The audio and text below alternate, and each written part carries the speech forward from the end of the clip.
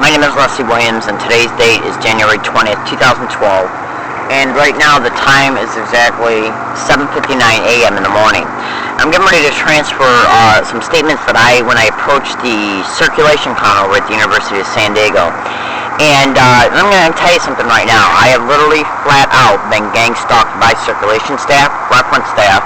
I have even had the University of San Diego police, as I go outside to have a cigarette or go to leave for the day, or as I'm coming in, as far as like entering the campus for the day, I literally had them go by me, and as they go by me, they go like this.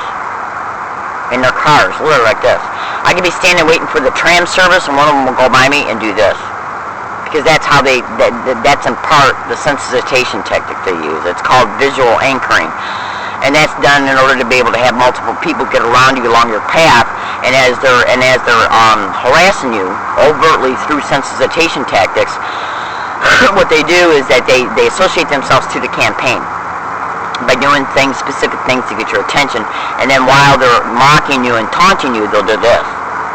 Now, I have literally had the University of San Diego campus go by me and do this. Okay, for me to see them. Literally. My name is Leslie Williams, and right now I am going to transfer to you some statements that I made to the circulation staff around 6 p.m. last night in reference to an individual who was sitting all the way over across the aisle, and his seat, he was sitting at a computer, and his seat where he was located at, there was no way. He would have literally had to stand up and then move in order to be able to see my work area, because where he was sitting at, you could not see my work area unless you were literally standing up. This individual got out of his seat as I was getting up to go have a cigarette and take a break from my computer work. He got up and said, "What are you doing? You can't leave here with all that mess sitting there like that." Yeah.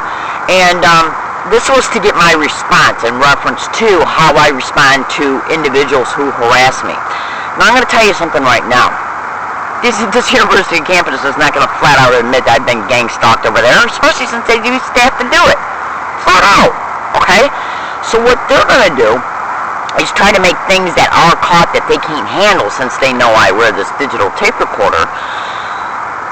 What they're going to do is deny it, or they're going to try and say, yeah, we saw this person, and we realized there was some kind of altercation, so, the ability to apologize for it happening, or they'll say that they have taken care of the situation, because they know I wear this, okay? The host and manager and director of these harassment campaigns briefs people on what to do and what not to do, and if you don't believe targets aren't stalked 24/7 along all their routes, including when I buy one of these, go to the front of www.gangstalked.com and understand that is the factual reality of these expeditions.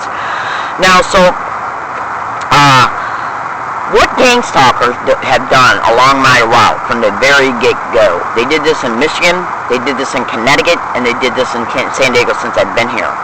What they'll do is they ascertain the personality, what the personality is like of the target, and how they might respond and react at times to people that have engaged in gang stalking expeditions. And so what they'll do is try to incite a person to respond in reference to how their personality is and how that personality has responded to gang stalking expeditions before in the past. So what they'll do is, and they will definitely get along a target's route and try and initiate a conversation and then take the conversation. Yeah, because they're into entrapment big time, and they're directly connected to syndicated police officers. Go to www.gangstalked.com and look under their techniques page. Entrapment is right flat out there. And also, it is also flat out right there that they will tape conversations between a target and a gang stalker. Okay? So what they'll do is develop schemes to see, they associate themselves to the harassment.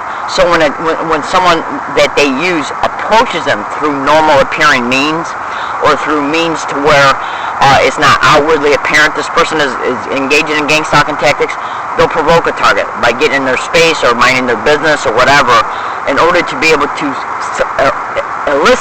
solicit a response from a target in reference to how they've responded to other harassment. And they did that yesterday over at the University of San Diego. There's been multiple occasions where I have been directly harassed by people who have associated themselves to gang stalking expeditions. And so in reference to that, I have basically just said, look, I go, do not bother me. Okay, it's not your place to state anything in reference to anything that I'm saying or doing. Okay, it's not your place. It's something for your business. And then I'll flat out even say, do you understand? Okay, that is literally, I have literally had to make those type of statements on the bus, on MTS buses. Yeah, where people were engaging in gang stalking physical gestures and then having the audacity to make comments to me openly.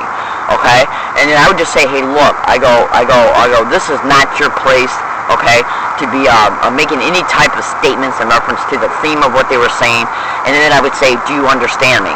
Recently, I just found in a Gmail account, somebody had went in and made a reply back to a detective from San Diego Police Department, okay, and they basically literally flat out made statements in that email reply back to the detective in reference to how I would respond to a gang stalker along my route. They did the same thing yesterday over at the University of San Diego.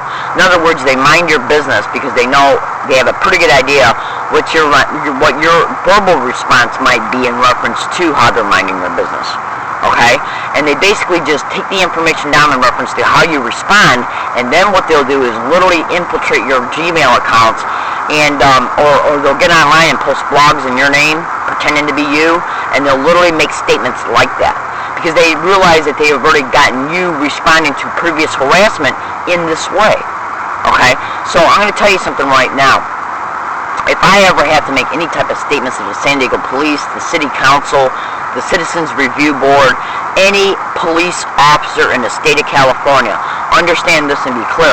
I will not use that aspect of my personality in reference to anything that they try to develop, because they're into orchestrating schemes like you would not believe, to see if you'll respond in reference to how your personality is. Okay? And then they'll go and state, well, this person has obviously got some kind of anger issues or whatever, because here's an email that she sent us. This is literally what they do. I had to make an email file, okay, about how they might respond to me publicly exposing this crime. I had to make an email file, a prediction, okay, and in that prediction, it was just posted online day before yesterday, on the 18th. I copied and I printed it, I scanned it, and then I included it in a blog. And it literally flat out says it in there that my email replies are being faked. Okay? Flat out. My name is Leslie Williams, and this is basically what they did yesterday with the University of San Diego. They got an individual to mind my business and then accuse me of something in reference to how I was supposedly leaving trash at my computer station. So I flat out told them, I go, it's not your place to be telling me anything, because it wasn't. That's library staff. You know, that's their employment description. And then I said, do you understand me? Because I wanted to nip him off at the bud in reference to continuing to harass me about it. This is me approaching the circulation counter and telling them that I was being harassed by an individual, and listen to what they had to say.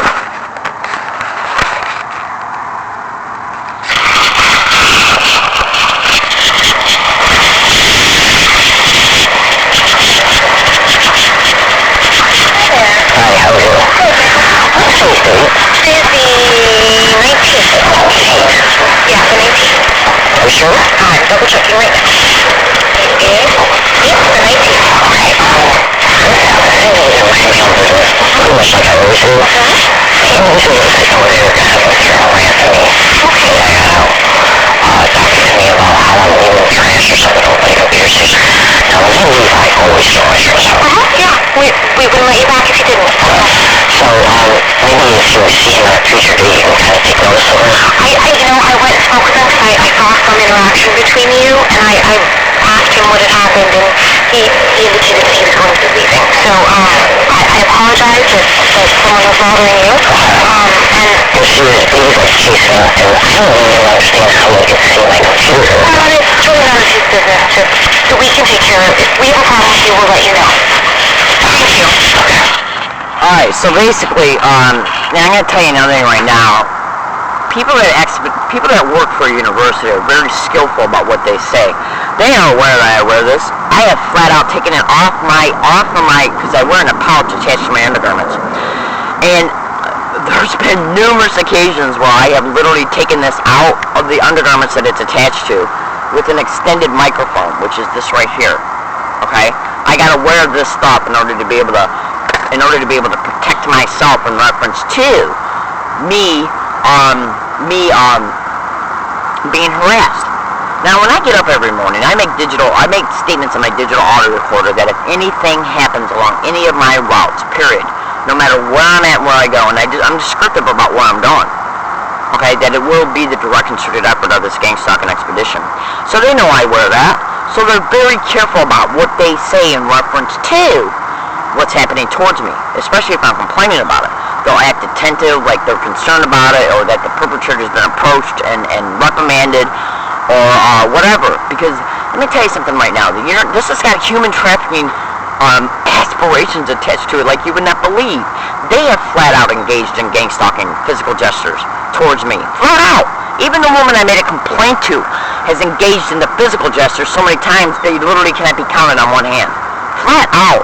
I have no reason to lie about this because there's other staff on University of San Diego campus that I see on a daily basis that don't engage in gang-stalking activity, and I don't point them out. I only point out the people that have taken a direct role in this. Now, let's see, what else was I going to say? I lost my train of thought. Well, anyways, so my name is Leslie Williams, and so, the only thing I can do is try and help people understand what's happening towards me and the factual realities of who's attached to this. And I'm going to guarantee you something right now. When I go to start filling out Citizen Review Board complaints and approaching the San Diego Police Department Internal Affairs, and when I go to start approaching the District Attorney's Office again, what they're going to do is they're going to basically do nothing but stonewall me. They're going to steal any mail that they sent that they say they sent me in reference to the complaints. Because mail theft and mail laundering is flat out on all over the internet in reference to that being a gang-stalking tactic. And cell phone hacking as well. I have literally had to call 911 from this phone over 9 times since I have been here since August 2011. 9 times. Every single phone call that I have called except for one, and that last one didn't even matter, okay, has been erased from my cell phone. Google gang-stalking and cell phone hacking. My name is Leslie Williams. Alright, another statement I'm going to make. Yesterday I created a one-time YouTube account, and I downloaded into that YouTube account two videos of the altered video MTS sent me. I then went onto the FBI San Diego office contact page, and then I clicked on the contact feature, gave my name, my address, and then in the description of why I was contacted them, I directly directed them to this YouTube account so they could view the altered MTS video that MTS sent me. We're going to see how the FBI respond to this. I'm going to tell you flat out right now how they're going to respond to it. They're not. Because all they feel they have to do is let the gang-stalking expedition continue, let the crimes towards me continue, let them take their course, and then as a result, I end up being just falling through the cracks of how they're connected to the system in reference to how they're going to use the system to contain me, to exploit me. Okay? And the FBI is just going to stand back and let it happen. I guarantee you that right now. I guarantee you that. You really honestly believe the FBI is going to investigate this altered video? And if they do, they're only going to do that to create a theater to try and say that this video wasn't altered at all and that your complaints bear no fruit.